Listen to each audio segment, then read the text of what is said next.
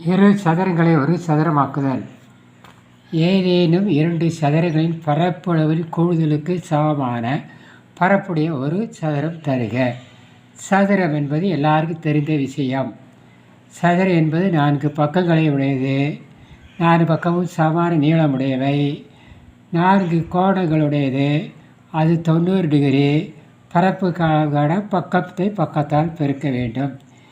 சதுரம் சரி, 2 சதுரத்தை ஒன்றாக்கு என்றால் 2க்கும் அளவுகள் கொடுக்கப்படவில்லை.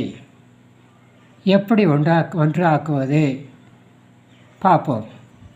ஏ என்ற சதுரத்தை எடுத்துக்கொள், பி என்ற சதுரத்தையும் எடுத்துக்கொள்.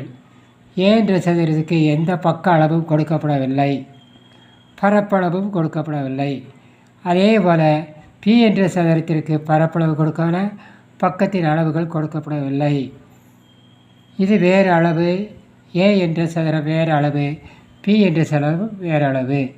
ஆனாலும் 2 சதுரங்களை ஒன்றாக்க வேண்டும் என்று கேட்டிருக்கிறது. எப்படி ஒன்றாக்க வேண்டும்? 2ன் பரப்பளவின் கூடுதலுக்கு சமமான ஒரு சதுரம் தேவை. 2 சதுரங்களின் பரப்பளவிற்கு கூடுதலான பரப்பு அளவுடைய ஒரு சதுரம் தேவை என்று கணக்கு சொல்கிறது. இப்பொழுது நம்ம கணக்குக்கு வருவோம், செய்து பார்ப்போம். இந்த இரு சதுரங்களையும் கீழ்கண்ட உருவ அமைப்பிற்கு கொண்டு வரவும். படத்தில் காட்டியவாறு படத்தை காண்க. ஏ என்ற சதுரத்தின் பக்கத்தில் பி என்ற சதுரத்தை படத்தில் காட்டியவாறு அமைக்க. பெயர்களை கொடுத்துக்கொள்க. படத்தில் காட்டியவாறு பெயர்களை கொடுத்துக்கொள்க. இப்போ படத்தை பார்க்கலாம். படத்தில் டிபிசி என்பது கிடைமட்ட நேர்கோட்டில் அமைகிறது. ஏபிஇ என்பதும் ஒரு நேர்கோட்டில் அமைகிறது. இப்பொழுது ஏபி என்ற செங்கோண குத்துக்கோடு, இப்பொழுது ஏபி என்பது ஒரு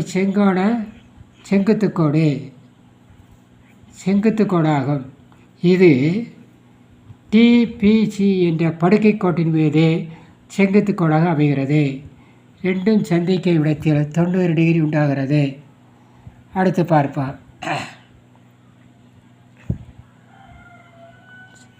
படுக்கை இப்பொழுது ஏசியை இணைக்கவும்.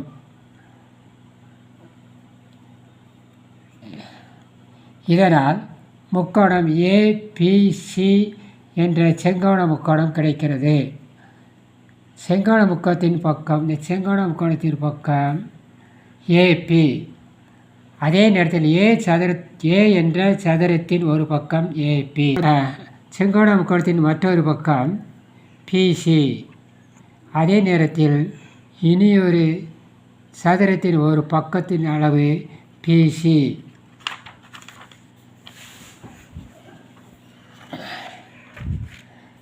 இப்போ ஏசி என்பது கர்ணமாகும். செங்கோண முக்கோணத்தின் 3ஆம் பக்கம் மற்றும் கர்ணமுமானது ஏசி. ஏபி என்ற செங்கோண முக்கோணத்தில் ஏபி என்ற இரு சதுரங்களையும் தன் பக்கமாக கொள்கிறது. இதனால் இப்படி பித்தாகரஸ் தேற்றம் என்ன சொல்கிறது என்று பார்ப்போம்.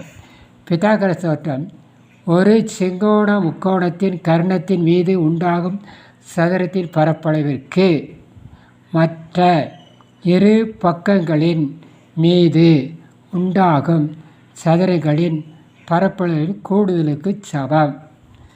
கணக்கு வருவான். ஏ என்ற சதுரத்தின் பரப்பளவு ஏபி ஸ்கொயர், பி என்ற சதுரத்தின் பரப்பளவு பிசி ஸ்கொயர், கர்ணத்தின் உண்டாகும் சதுரத்தின் பரப்பு ஏசி ஸ்கொயர். பித்தாகரஸ் தேற்றப்படி AB square plus BC square = AC square. AB சதுரங்களின் பரப்பளவில் கூடுதல் AB square plus BC square = AC square. கர்ணத்தின் மீது உள்ள சதுரத்தின் பரப்பளவு ஏசி ஸ்கொயர். ஏசி ஸ்கொயர் என்பது பக்கம் இன்ட்டு பக்கம். ஆக கர்ணத்தின் நீளம் ஏசி. எனவே ஏ என்ற பி என்ற இரு சதுரங்களின் பரப்புகளின் கூடுதலுக்கு ஏசி என்ற ஒரு பக்கமாக கொண்ட சதுரத்தின் பரப்பளவிற்கு சமம் என்று நிரூபிக்கப்படுகிறது. முடிவு: இரண்டு சதுரங்களின் மொத்த பரப்பளவிற்கு சமமான ஒரு சதுரம் அமைகிறது என்று நிரூபிக்கப்படுகிறது. இதை அடுத்தவர்களுக்கு பகிர்க்கவும், ஷேர் செய்யவும், கமெண்டில் உங்கள் கருத்துக்களை கூறவும்.